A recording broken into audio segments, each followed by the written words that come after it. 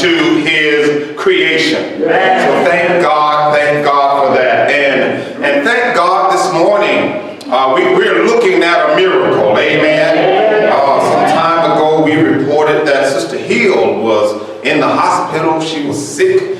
She was in a coma. My God. And this morning she walked into the church. Amen. Amen. Amen.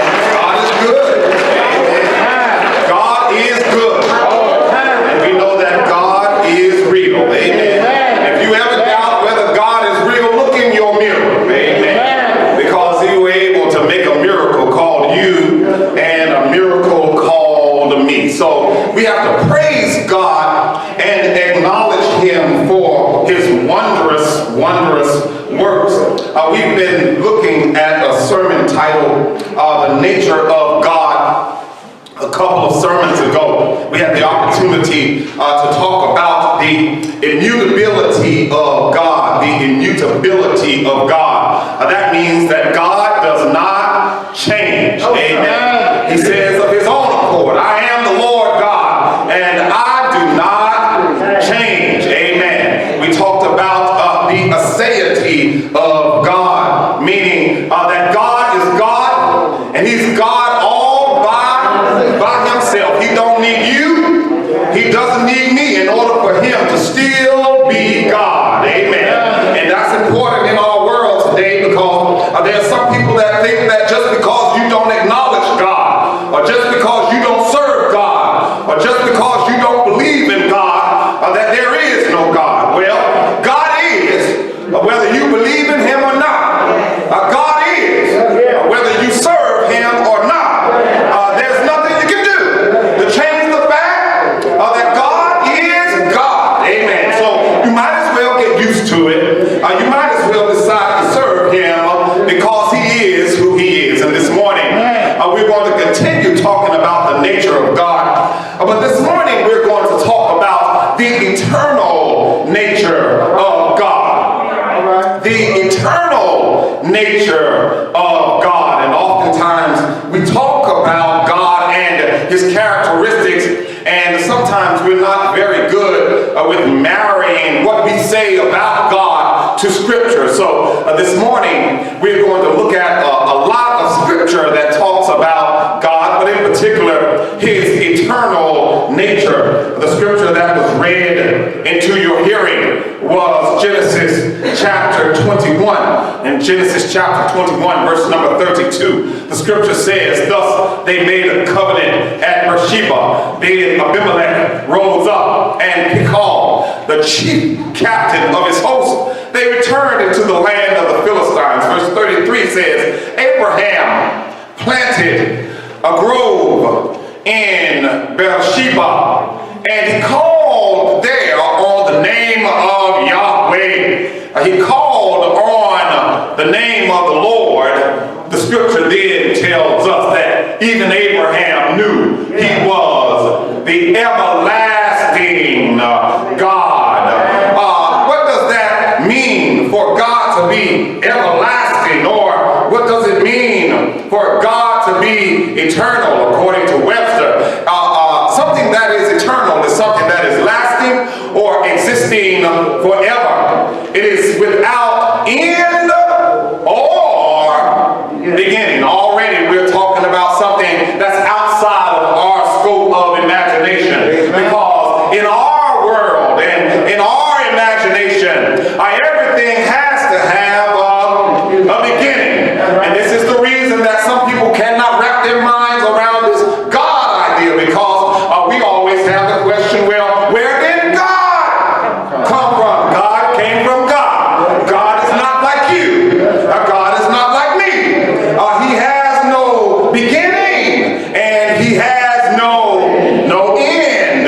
Well, the Oxford Dictionary defines this, the eternal one, being a term that's used to refer to an everlasting or universal spirit as represented by God. In classical philosophy defines eternity as that which exists outside of time, that which is timeless. And you want to talk about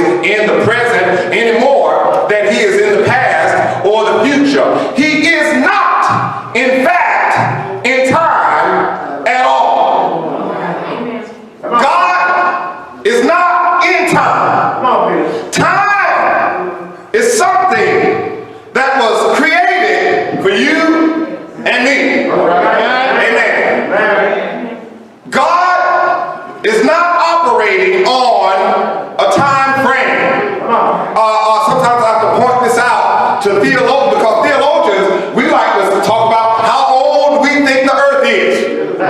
And our number doesn't match what scientists say the age of the earth is. Amen. And guess what? We think we're right, and they think they're right. And we never ever contemplate the fact that you're both wrong. Amen. Why are you both wrong? Because God does not operate on time. Somebody like to say, well, he created the earth in 6 days. Listen, that's something that Moses was trying to tell, to help you in your little people mind. Amen. God is not on a time frame, on a time schedule, so he didn't step out and say, well, this is the first day, so I gotta get this done on day one, and then I'm gonna clock out, and then I'm gonna clock in again. That's the way you think, right? Because that's the way your life is put together, right? But listen, God is not in time at all. So your clock, your calendar, your seasons mean absolutely nothing to him. Why? Because God is eternal. Amen. God is eternal. And there's a lot of good scripture that attests to that fact. Psalm, the 90th Psalm, in verse number 1. The Bible says, Lord, thou hast been our dwelling place in all generations. Marry that with the fact of our reality. There has never been a society on the face of the earth, no matter how long we've been here, that did not acknowledge the existence of God. So if you don't believe in God, you're in a very sad state, because you're in a place where no man on the face of the earth, no society on the face of the earth has ever ascribed to that. The writer says, before the mountains were brought forth, or ever thou did form the earth and the world, even from everlasting to everlasting, you are God. So what is the writer acknowledging? As far back as our minds can imagine, there's always been God. As far in the future as our minds, our little itty-bitty minds can comprehend, there will always be God. God is from everlasting to everlasting. God is God, and God will always be. The psalmist says in Psalm 102, my days are like a shadow that declineth. How many of you know that God is not like you, and God is not like me? You and I can attest to the fact that we're getting older, aren't we? We're not as fast as we used to be, right? Our minds don't work like they used to work, do they? We don't move as quickly as we used to move, right? We don't jump as high as we used to jump. We don't kick as high as we used to kick. Amen. But that's not the same case with God. Our days, the scripture says, are declining. I'm like the grass that is withering. But thou, O Lord, shalt endure. Say it. Thou, O Lord God, shalt endure forever in the remembrance unto all generations. He weakened my strength in the way. He shortened my days. I said, I prayed, I asked God, don't take me away in the middle of my days. But guess what? You don't get to say when God calls your name. We say what? When he calls, it's the duty for us to answer. So God, don't take me in the middle of my days. Thy years are throughout all generations. Psalm 102:25, he goes on to say, of old you have laid the foundations of the earth. The heavens are the work of your hands. They shall perish, but you shall endure. Yea, all of them shall wax old like a garment. As a vesture shalt thou charge them. They shall be changed, but you are the same, and your years shall have no end. Yes, not only is God eternal,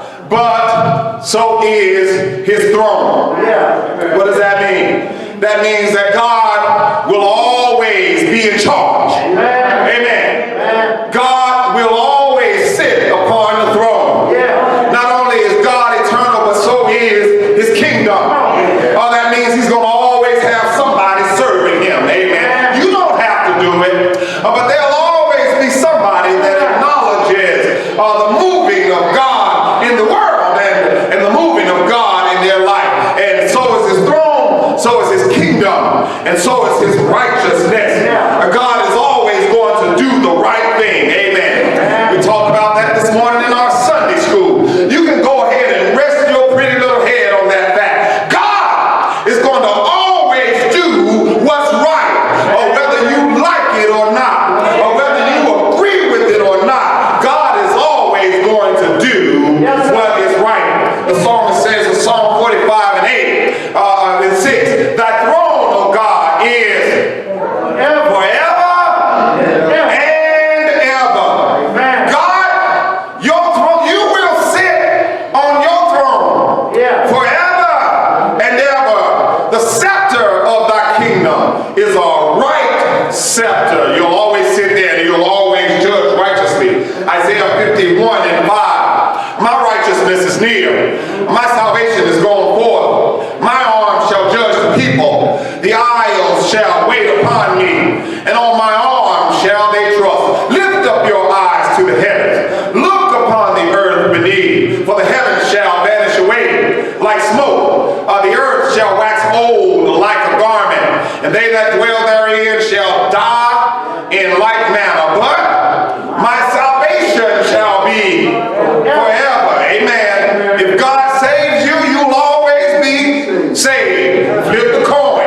If God sends you to hell, you will always be in hell. My salvation is forever, and my righteousness, he says, shall not be abolished. In verse number 7, he says, hearken unto me, you that know righteousness, the people in whose heart is my law. Fear ye not the reproach of men, neither be ye afraid of their revelings. For the moth shall eat them up like a garment, the worm shall eat them like wool, but my righteousness shall be forever. My salvation shall be from generation to generation. What is he trying to say? That God is eternal, and everything that God does shall stand forever. Doctrinal point number 2. Because God is eternal, God is not beholden to time. Because God is eternal, God cannot be beholden to time. You can't put God in a box. You can't never accuse God of being late. He's never late.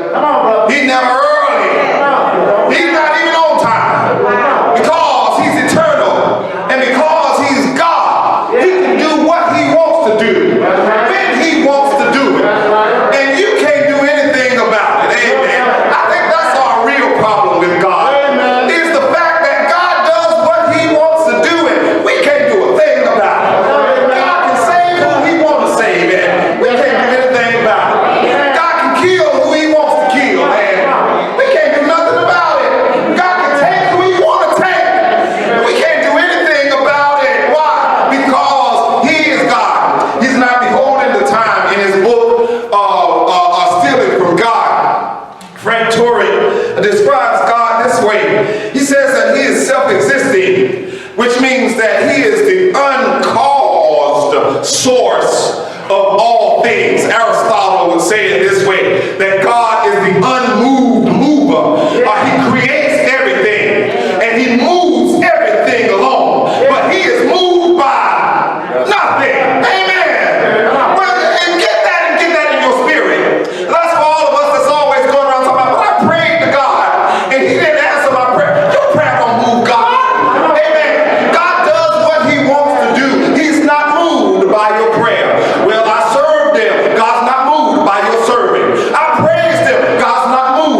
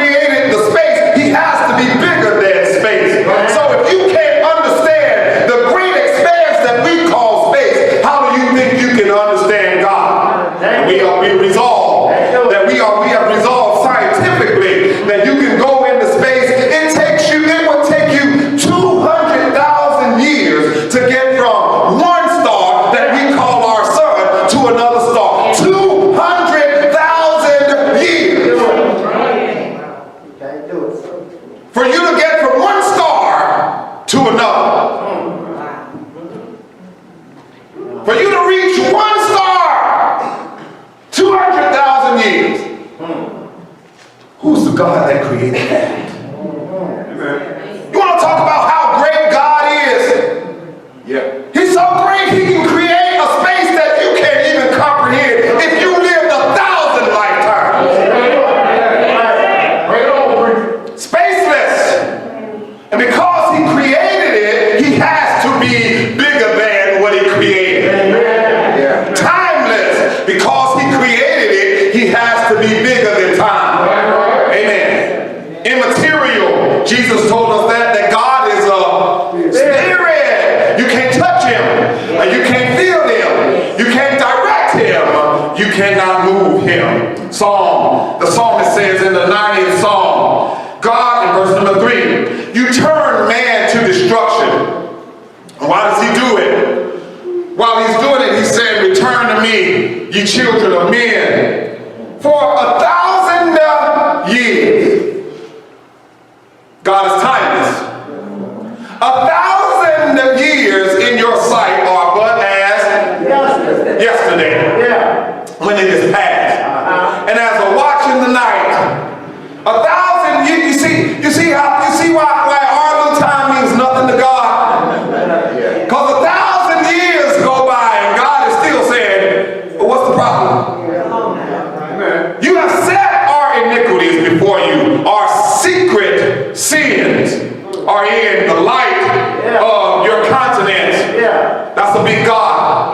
You can't even hide from him. Amen. All of our days are passed away in your wrath. We spend our years as a tale that is told. Doesn't this all feel like a big story? Amen. Don't you look back over your life and say, man, that happened real quick. Amen. So I heard somebody say one time, I woke up one day and I was old. Amen. It goes by real fast, doesn't it? Time is, and you remember when you were young and somebody used to say to you, I'm 40. And you say, my Lord. Good Lord, man, you're almost dead. Good Lord. And now, amen, now those of us that have crossed that threshold, 40 ain't all that bad, is it?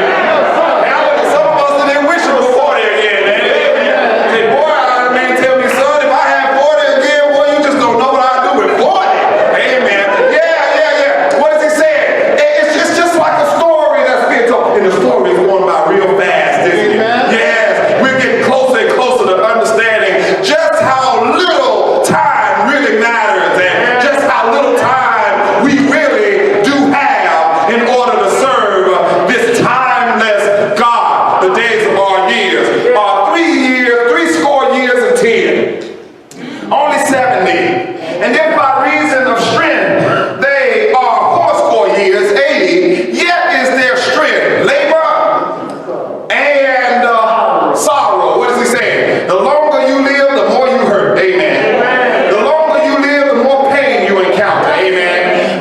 You're experiencing some stuff in life you never thought you would experience. Amen. You feeling some things in life you never thought you would feel. He says, yeah, that's just how it is. For it is soon cut off. And we fly away. I don't care if he said, I don't care how long you're here, it's just a little while. And in a little while, it's cut off, it's over. And then we're going to fly away. Who knows the power of your anger? Even according to your fear, so is your wrath. So, teach us to number our days. God, teach us about this time thing.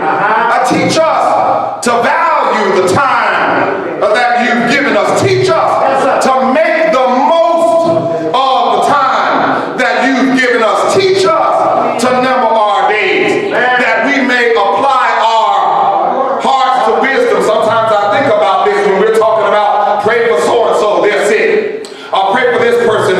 What are we praying for? Come on. Amen. What are we praying for you for? What you want more time for? What do you need more time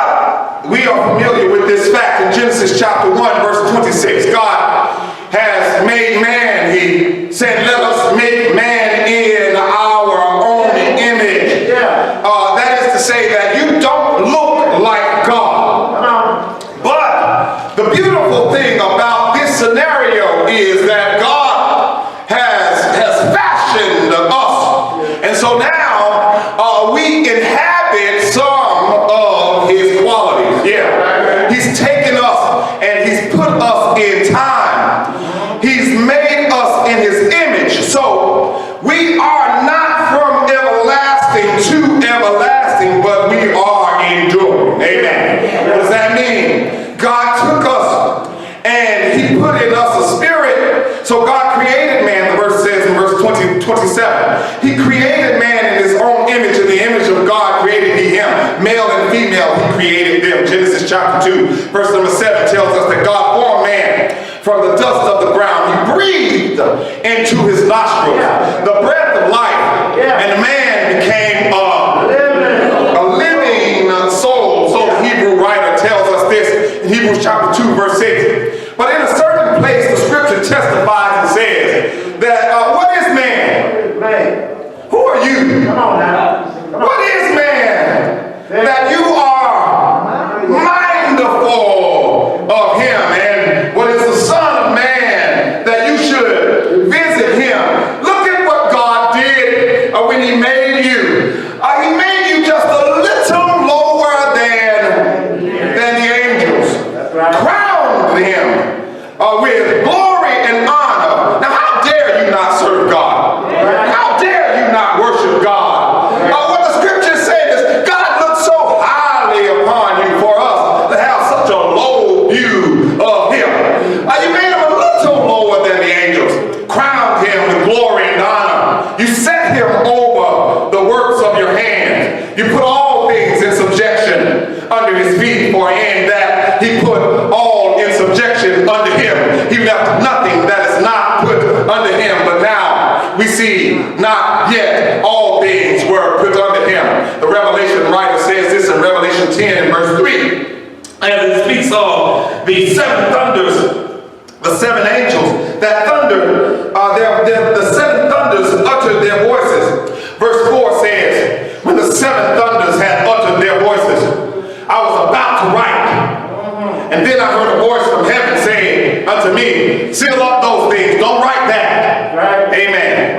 Don't tell them that. I wonder, what was he about to say? He said, don't write that. But they don't need to know that. But write this. The angel which I saw stand upon the sea and upon the earth lifted up his hand to heaven. He says, I can tell you this. All of you who talking about I need more time, and all of you who waste time, and all of you who do not value this thing that God called time, I swear, this angel said, I swear by him that lives forever and ever. I swear by him that is timeless, who created heaven and the things that are therein, and the earth and the things that are therein, and the sea and the things that are therein, that there is going to come a time when there shall be no more time.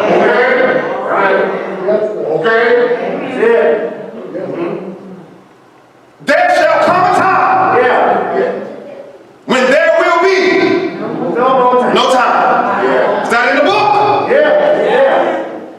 God, when he created you, fashioned and formed you, and he placed you in time. And the scripture says that the day is going to come when he is going to snatch you from time to eternity. You're going to be snatched from time to eternity. So you are not here at the beginning. You're going to be snatched into a place where there is no beginning, and there will be no end.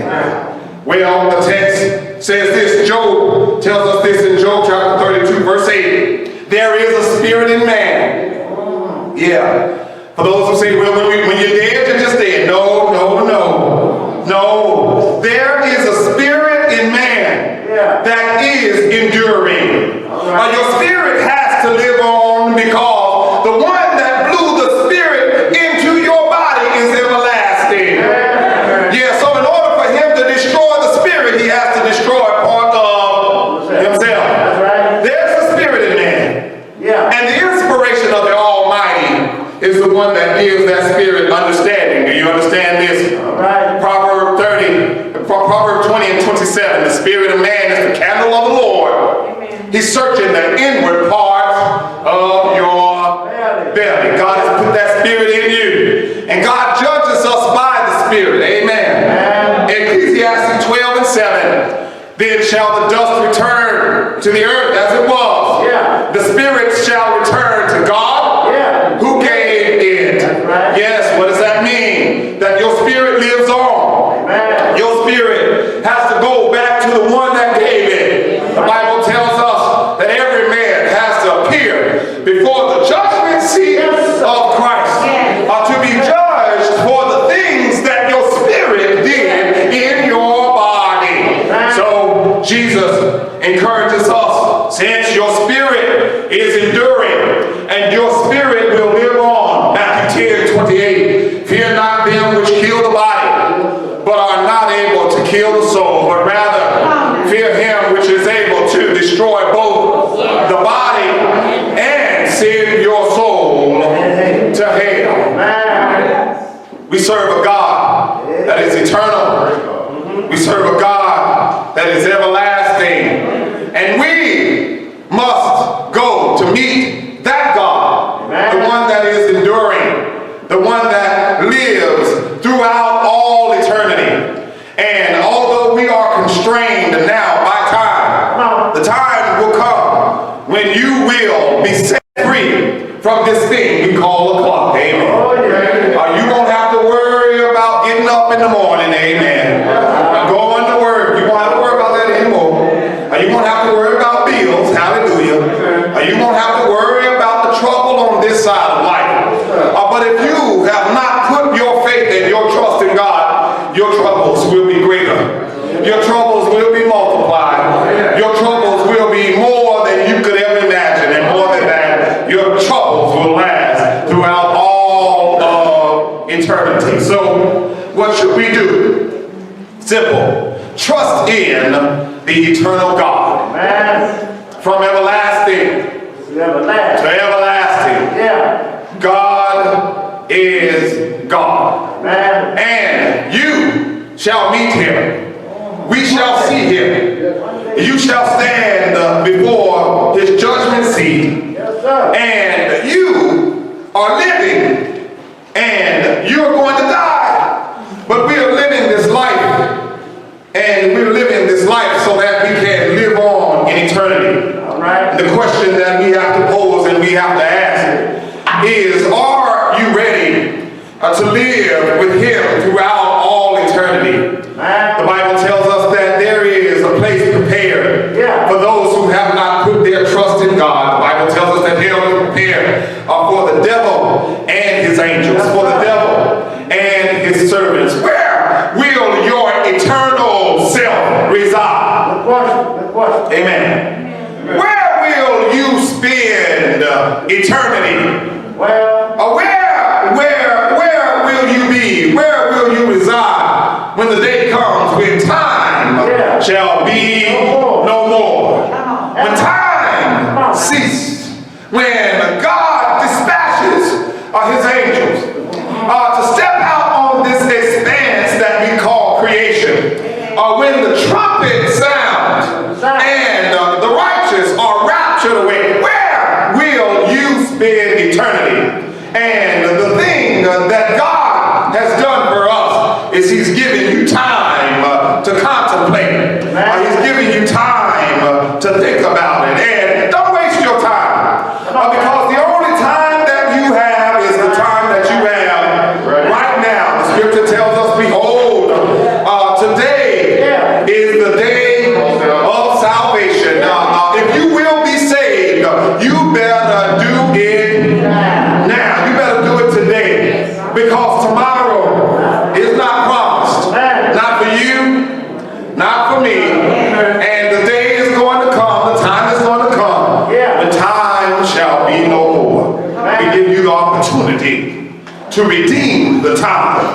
Repent of your sins. God is crying to each and every one of us, return to me, you sons of men, my wicked children. Come, return back to the author of life. And we give you the opportunity to answer the call as we together stand and sing a song of encouragement.